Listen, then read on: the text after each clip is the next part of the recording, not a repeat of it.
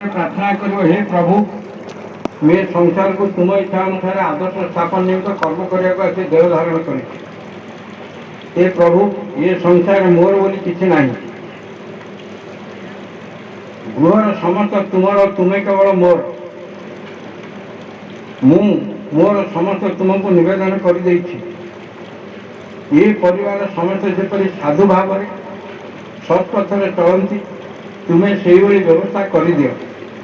यही जेपरि निजर सुख पाई अन्य को कष्ट न दियंती। यही परिवार तथा समस्त संसार मंगल हो।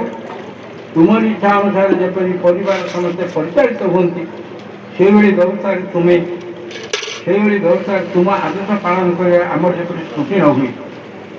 आम जेपरि तुम आदेश को हताश भजन प्रतिपालन कर तुम्हें अनुग्रह कर जहाँ देव आम तुम प्रसाद ज्ञान तापरि मधापति ग्रहण करूँ। आम जेपरि निजर सुख प्रति दृष्टि न दे कर्तव्य पालन कर शक्ति प्रदान कर। गृहिणी प्रत्यय इष्ट देवता आसन निकट में बलवत्तर प्रार्थना।